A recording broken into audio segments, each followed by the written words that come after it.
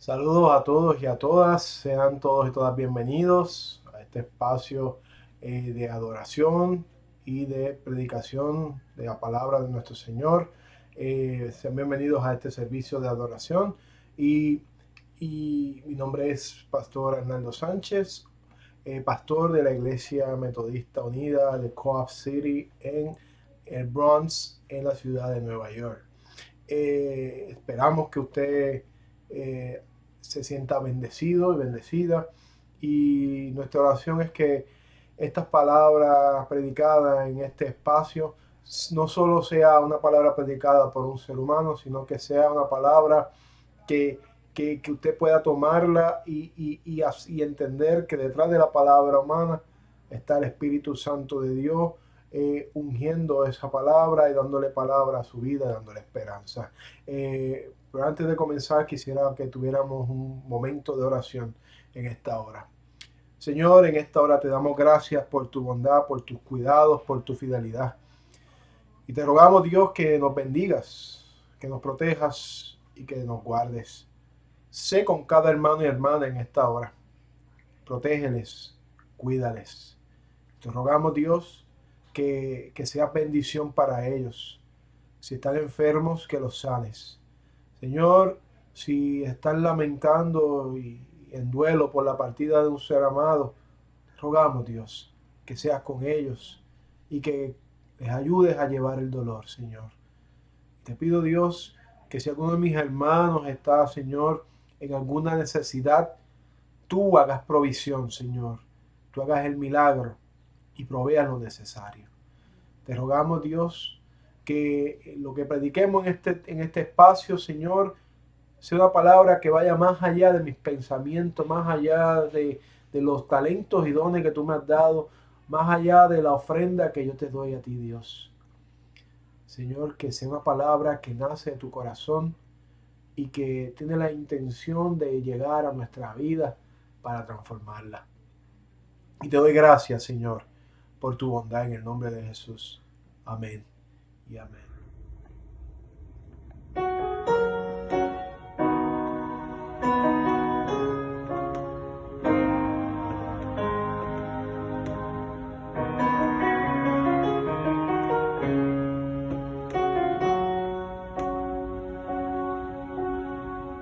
¿Qué sería de mí si no me hubieras alcanzado? ¿Dónde estaría hoy si no me hubieras perdonado?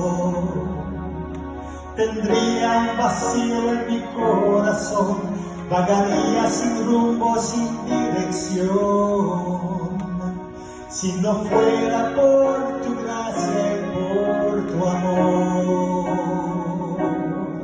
Si no fuera por tu gracia y por tu amor, sería como un pájaro herido que se mueve en el suelo. Sería como un ciervo que brama por agua en un desierto. Si no fuera por tu gracia y por tu amor. Si no fuera por tu gracia y por tu amor. ¿Qué sería de mí si no me hubieras alcanzado? ¿Dónde estaría hoy si no me hubieras perdonado? Tendría un vacío en mi corazón, vagaría sin rumbo, sin dirección. Si no fuera por tu gracia y por tu amor. Si no fuera por tu gracia y por tu amor.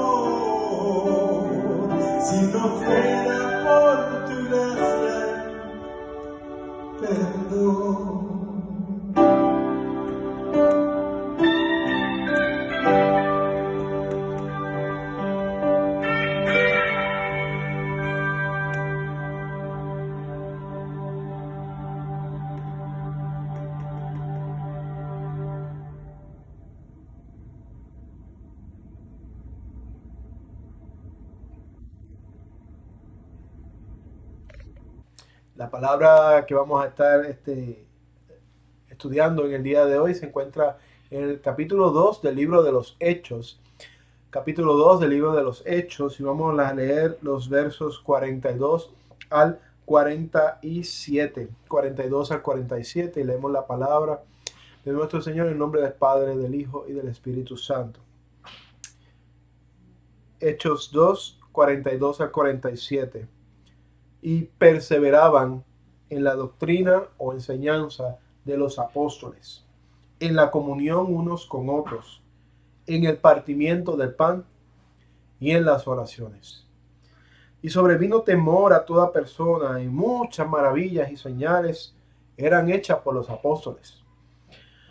Todos los que habían creído estaban juntos y tenían en común todas las cosas, y vendían sus propiedades y sus bienes, y lo repartían a todos según la necesidad de cada uno.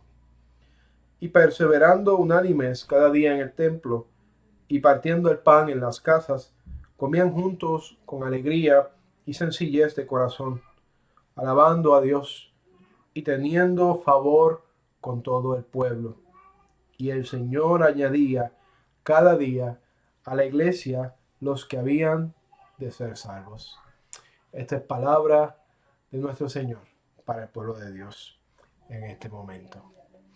Y damos gracias a Dios porque esta palabra nos pone en sintonía con una continuidad del tema que estamos elaborando durante los pasados domingos. Desde el día de resurrección hemos estado estudiando el tema del poder de la resurrección, ¿verdad? Y ya hoy es el cuarto domingo después del día de la resurrección. Y estudiamos que el poder de la resurrección se evidencia y se manifiesta en tres momentos. El poder de la resurrección se manifiesta, primero que nada, en medio de una oscuridad, de una desesperanza inmensa. El poder de la resurrección se manifiesta en medio de un gran temor, un temor paralizante y frustrante. Y finalmente vimos el domingo pasado que el poder de la resurrección se manifiesta en medio de un dolor y un duelo y una tristeza muy profunda. De manera tal que el poder de la resurrección, en simples términos, es el poder de Dios que está con usted y conmigo. Es el poder de Dios que está en usted y conmigo a través del Espíritu Santo. Y es un poder transformador. Es un poder transformador, es un poder radical. Es un poder en el sentido de que, un poder transformador en el sentido de que asume, hace suyo lo doloroso, hace suyo lo difícil, hace suyo lo quebrantable, hace suyo lo trágico de la vida y lo transforma en algo totalmente distinto. Y ese poder de la resurrección no podemos olvidarlo, especialmente en estos tiempos que estamos viviendo, donde el poder de la resurrección es lo único que tenemos para transformar esta realidad, donde nuestra vida ha cambiado, donde quizás nuestra suerte ha venido a cambiar radicalmente, donde ya las ideas que teníamos para este año han sido totalmente cambiadas a no sé qué ideas, porque no sabemos qué va a pasar, donde estamos lidiando con lo incierto y con la inseguridad de un tiempo totalmente complicado y fuera de nuestro alcance. Pero pónganse a pensar un momento en este texto, en aquellos primeros cristianos, en la primera iglesia, y es que nosotros hemos venido a idealizar en distintas maneras el desarrollo de la primera iglesia de nuestro Señor Jesucristo. Pero cuando vemos en los detalles de las cosas que ellos tuvieron que vivir y que ellos tuvieron que enfrentar, ellos no están tan distantes de nosotros. Lo que nos diferencia es la manera en que asumen el tiempo que han vivido. Solo para poder entender lo que estoy diciendo, note que la primera iglesia son aquellos hermanos que conocieron a Jesús y que vieron a Jesús en su ministerio. Y Y no solo eso, sino que muchos de ellos pudieron testificar ver a Jesús resucitado. De manera tal que esta iglesia nace de la experiencia de la resurrección. La experiencia de la resurrección es la que, y en continuidad con el derramamiento del Espíritu Santo, es lo que empuja a la iglesia hasta el día de hoy. Estamos hablando de más de 2000 años de continuidad. Pero la iglesia del Señor en ese momento estaba pasando por situaciones muy precarias. Para comenzar, la mayoría de los miembros de esta iglesia eran campesinos y eran personas muy, muy pobres. Muchos de ellos habían bajado de Galilea a Jerusalén, y Galilea es bastante lejos de Jerusalén, especialmente a pie. Y Galilea se distingue por ser un área de mucha agricultura. Hoy día usted va a la Galilea en Israel y es un lugar precioso, verde, con unos campos maravillosos. Y en el tiempo de Jesús, quienes vivían ahí mayormente eran campesinos, personas muy, muy pobres que estaban al servicio de los grandes señores dueños de terreno. Podemos ver eso en la manera en que Jesús cuenta sus parábolas, de cómo las personas están al servicio de un gran Señor y están a la merced de las decisiones de ese dueño de terreno. Pero note que los seguidores de Jesús son este grupo, son pescadores, son campesinos, son personas que viven en las villas pobres y pequeñas en el camino, a lo largo del camino hacia Jerusalén, donde Jesús en movimiento hacia Jerusalén desarrolló su ministerio itinerante, su ministerio de ir de aquí hacia allá. De manera tal que los primeros seguidores son primeramente que nada personas pobres, son personas sin conocimientos vastos, son personas muy vulnerables, son personas frágiles, son personas sin ningún conocimiento político, sin ninguna destreza económica más allá de sus transacciones comerciales en la agricultura o si eran artesanos o carpinteros en sus labores artesanales. De manera tal que los que constituyen la iglesia del Señor en principio son personas muy vulnerables. Lo venimos a idealizar como la iglesia del Señor que emergió después de la resurrección. Pero a lo que ellos se enfrentaban eran circunstancias muy difíciles. Y no olvidemos que el imperio romano, quizás uno de los imperios más viciosos y violentos a lo largo de toda la historia, ejecutó a Jesús el día del Viernes Santo, en la víspera de la Pascua judía. Y eso es importante destacarlo porque la ejecución de Jesús no fue una ejecución cualquiera, fue una ejecución para amedrentar, para que nadie se atreviera a seguir el camino por el cual Jesús andó. Y los discípulos estaban temerosos, los discípulos sabían que ellos estaban en la lista del imperio y en la lista de los gobernantes judíos. ¿Por qué?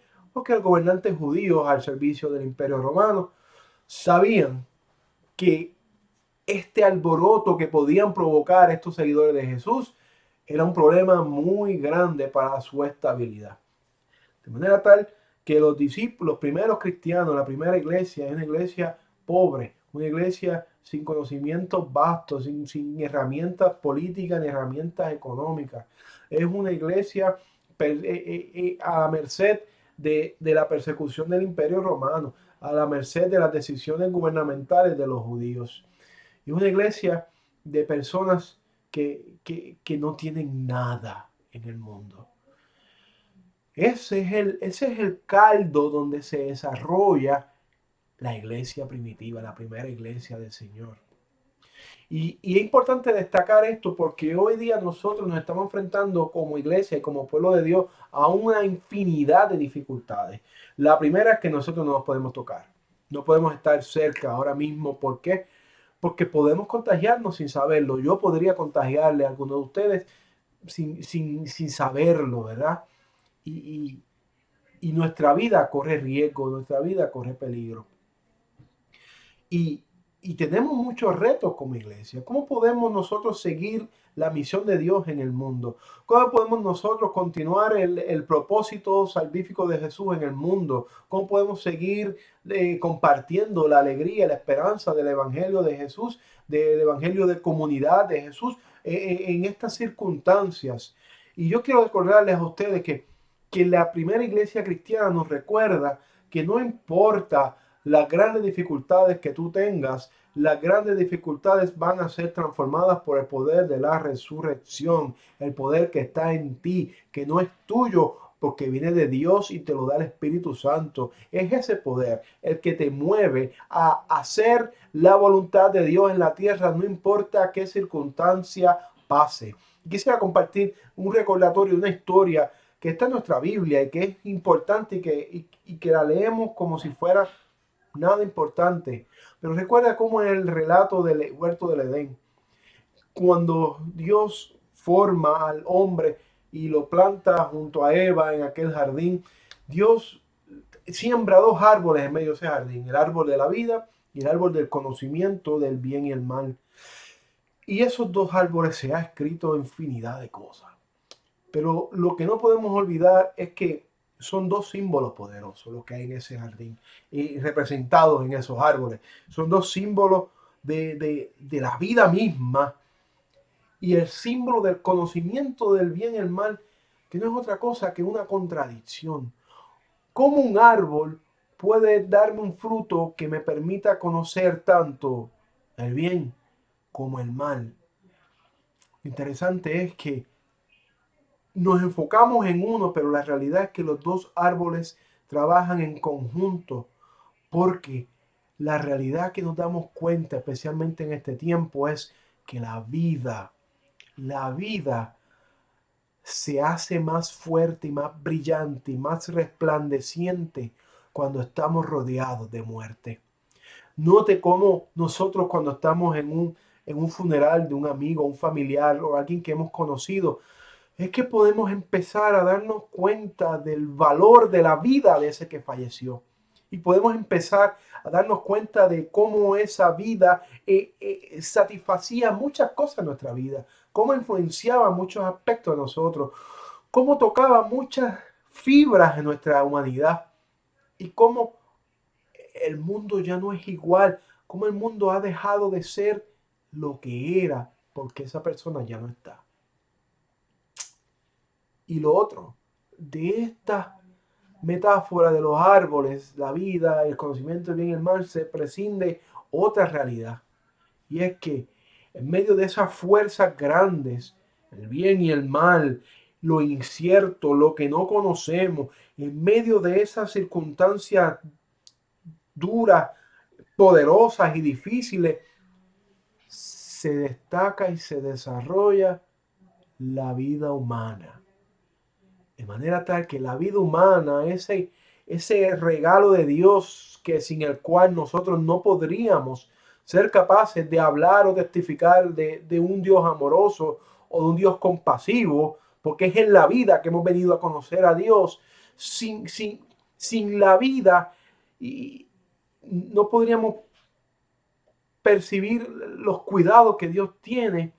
Esta vida viene a destacarse y a brillarse y a vencer y a resistirse en medio de todo aquello que está en contra de la vida. La vida entonces crece en medio de muerte, en medio de dolor, en medio de angustia, en medio de trauma, en medio de violencia, emerge la vida. De la misma forma en que tu fe se realiza y se perfecciona en circunstancias donde tu lógica te dice que aquello en que tú tienes fe no tiene sentido, donde tu propio cerebro te está diciendo esto que tú estás teniendo fe no cuadra con nada, donde otra gente te dice tu fe es mejor que la sientes a descansar porque no va a producir nada. Y sin embargo, aquellos que creen en el poder de Dios pueden ver cómo la fe en Dios y la seguridad y guianza de Dios transforman esa fe en algo que da fruto y fruto para la eternidad. La vida se da en momentos de vulnerabilidad terrible y la iglesia tiene que recordar esta imagen de estos árboles. Somos perfeccionados y representamos la vida misma cuando enfrentamos y asumimos sin temor los retos poderosos que tenemos delante. Y los retos poderosos que tenemos delante son el primero, el ser incapaz de encontrarnos. El segundo es que eh, estamos atemorizados, tenemos miedo, estamos cansados. Y el tercero, que estamos tristes por todo lo que hemos perdido. ¿Te recuerda algo esto, verdad? Que hemos visto que el poder de la resurrección se manifiesta en oscuridad, en temor y en dolor y tristeza. Tú tienes el poder de la resurrección contigo. Tú tienes el poder de la resurrección en tu vida. Agárralo y hazlo tuyo y hazlo parte de tu vida. Porque es el poder de la resurrección lo que va a darle sentido y dirección a tu existencia en este momento tan difícil que estamos enfrentando. Y quisiera destacar algo importante del texto. Mira, el verso 42 nos está diciendo algo muy importante. La iglesia primitiva perseveraba o se fundaba o se existía en la conjunción de estos elementos. El primero es la doctrina o la enseñanza de los apóstoles. De manera tal que esto es una iglesia en la cual la reflexión, la discusión y la elaboración de pensamiento y de contenido alrededor de lo que representó la experiencia de vida con Jesús de Nazaret y el Evangelio de Jesús es algo fundamental. No puedo concebir cómo hay gente o grupos que se hacen llamar iglesia donde no discuten en el Evangelio de Jesucristo, no se reflexionan cómo el Evangelio de Jesucristo se materializa en la vida, no profundizan en la manera en que el Evangelio de Jesucristo se tiene que ajustar a realidades cambiantes en el mundo. La iglesia de Jesucristo, la primera iglesia primitiva, lo primero que hizo fue entender que necesitaban perpetuar la reflexión de la palabra de Jesús y las enseñanzas y el modelaje de nuestro Señor Jesús. Lo segundo es que la iglesia tenía la comunión los unos con los otros. Y esta comunión no es la idea de ir a la mesa del Señor. Eso es solo una pequeña parte de las cosas que hacían. Importante, pero pequeña parte. Porque la comunión aquí se refiere a la necesidad de los unos de los otros. Y esta colección de personas vulnerables, campesinos, artesanos, personas pobres, se dieron cuenta que no podrían sobrevivir los retos de ese tiempo solos. Entendieron que a solas se los tragaba el imperio, que a solas los vencía el hambre, que a solas los vencía la pobreza. Se dieron cuenta que para ejercer su rol en la tierra y hacer la misión de Dios en la tierra, era necesario que estuvieran juntos. Y hermano y hermana, hoy día yo no puedo ejercer la misión de Dios solo. Tú no puedes hacer la misión de Dios solo. Sí, hay cosas que tú y yo haremos personalmente, gente que llegará a nuestra vida, a nosotros nos tocará asumir su necesidad y satisfacerla. Pero en una escala macro, más grande, no puedo yo por mí mismo solo luchar contra estas fuerzas. Yo te necesito a ti y tú me necesitas a mí. Y tú y yo necesitamos a nuestros otros hermanos y hermanas para que esto sea un esfuerzo colectivo, contundente y poderoso, donde se vea manifestado el poder de Dios en todas las cosas. Hermano, hermana, nos necesitamos. Nos somos necesarios los unos a los otros. Somos parte vital los unos de los otros. De manera tal que tú puedas pensar, pero ¿cómo podemos estar los unos a los otros y así ser comunidad si tenemos que estar separados? Si los edificios están cerrados. Mira la iglesia primitiva. Esta iglesia primitiva tenía muchas cosas en contra Y sin embargo, entendieron que el cuidarse los unos a los otros era muy necesario, porque si no aprendían a cuidarse los unos a los otros, si su hermano moría, el siguiente podía ser él. De manera tal que una cosa importante que tenemos que empezar a asumir como pueblo de Dios es empezar a procurar a nuestros hermanos y hermanas. ¿A cuántos hermanos y hermanas han llamado esta semana? ¿A cuántos hermanos y hermanas, por cuántos hermanos y hermanas has orado esta semana? ¿A cuánto les has escrito? ¿A cuánto les has enviado una postal? ¿A cuánto les has escrito un email o un mensaje de texto? Tenemos más medios para vincularnos con personas más allá de estar frente a ellos. Sin embargo, nos sentimos más solos. Pero es tiempo de que la iglesia empiece a trascender estas limitaciones y a asumir el poder de la gracia de Dios que está en nosotros. Y que el poder de la resurrección transforme esta incomunicación, esta separación los unos de los otros, en una acción que nos una cada día más. Nos necesitamos los unos a los otros y nos tenemos que buscar y procurar los unos a los otros. Lo siguiente es que partían el pan los unos con los otros. Y nuevamente, esto no es solamente una referencia a la mesa del Señor, sino es una referencia a que ellos compartían todas las cosas que tenían. Ellos compartían el pan, de nuevo, porque entendieron que solos no podían y los recursos que tenían disponibles impedían que ejercieran un ministerio a solas. Recuerda que Jesús mismo no ejerció su ministerio a solas, buscó a 12 más, a 12, porque no podía satisfacer la necesidad de todos y ejercer un rol efectivo en medio de tanta necesidad. Partir el pan significa, si hay alguien en medio nuestro que tiene necesidad de algo, nosotros tenemos que buscar la manera de cuidarle y satisfacerle. Si hay alguien en medio de nosotros que está desamparado, buscar la manera de ayudarle y de protegerle. Si hay alguien en medio de nosotros que está desesperado, buscar la manera de darle consuelo y de ayudarle.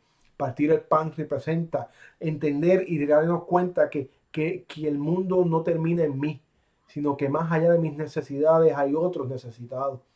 Y yo tengo una responsabilidad con ellos y ellas. Y yo tengo que hacer lo posible para que ellos también tengan que comer y ellos también tengan justicia. Y finalmente, perseveraban en sus oraciones. Una iglesia que no ora es una iglesia que se va a quedar con sus pozos vacíos. Porque los pozos necesitan continuamente rellenarse del agua que cae del cielo, ¿verdad? Cuando oramos, el Espíritu Santo se derrama sobre nosotros y nos da paz, nos da fuerza, nos da visión, nos da revelación de Dios, nos da guianza, nos da estrategia, nos da muchas cosas. Pero cuando la iglesia camina sin oración, la iglesia camina por las fuerzas humanas, por los conocimientos y las destrezas humanas. Y eso es un pozo que está condenado a secarse. La iglesia tiene que orar. Y este tiempo que estamos viviendo es un tiempo ideal para ejercer todas estas cosas que hemos mencionado, pero muy especialmente la oración. ¿Estás orando por tus hermanos? ¿Estás orando por tus hermanas? ¿Estás orando por tu liderato? ¿Estás orando por los médicos y enfermeras que están arriesgando sus vidas con esta enfermedad? ¿Estás orando por los enfermos por este virus? ¿Estás orando por los otros tantos enfermos con otras enfermedades que no se están atendiendo adecuadamente? ¿Estás orando por los ancianos solos en sus apartamentos o casas? ¿Estás orando por los niños vulnerables? ¿Estás orando por aquellos que no tienen que comer? ¿Estás orando por los desempleados? ¿Estás orando por los líderes de nuestras naciones, de nuestros países? Hay infinidad de razones por las cuales orar. Escoge una y ora. Pero no tienes excusa para quedarte sentado y decir, mi iglesia no hace nada o mi iglesia no está haciendo esto. Comienza contigo. Busca a tus hermanos. Ora. Busca la dirección del Señor. Ayuda ayuda, involúcrate en la vida de los demás y perfecciónate en la palabra de Dios. Que el Espíritu Santo te guíe, que el Espíritu Santo te rete. Y quiero terminar con esto. Nota cómo en el verso 47 dice, alabando a Dios y teniendo favor con todo el pueblo. Teniendo favor con todo el pueblo. Yo me atrevo a decir hoy día que la iglesia de Jesucristo está atravesando un momento difícil, pero a la gran mayoría de personas que no son cristianos, me atrevo a decir que es irrelevante lo que le ocurre a la iglesia. ¿Por qué? Porque hemos olvidado que uno de los elementos importantes que tenemos como iglesia es presentarle esperanza, presentarle vida y presentar la alternativa de Dios para aquellos que no son parte de nuestra realidad como iglesia. Tenemos que recordar que nosotros no salvamos a nadie, nosotros ayudamos a otros a que se encuentren con el que verdaderamente salva, Dios. De manera tal que lo que nos toca a nosotros es amar al ser humano frágil, es amar al ser humano necesitado, es cuidar, es proteger, es defender, es guiar, es levantar la voz por el que no la puede levantar, es hacer justicia al que no tiene. Recuerda que el criterio que nos dice Jesús para el día último, nos lo dice en el Evangelio según Mateo, es que se separarán todas las multitudes en ovejas y cabritas, y unos mirarán al necesitado y harán lo necesario por aliviar el dolor de ese, y los otros mirarán al necesitado y seguirán de largo. Y Jesús le dirá a los que hicieron algo por ese necesitado, vengan, bendito mi Padre, porque me vieron necesitado e hicieron algo por mí. Y dijeron, ¿cuándo lo hicimos? Cuando miraron a los desamparados e hicieron algo por ellos, también lo hicieron por mí.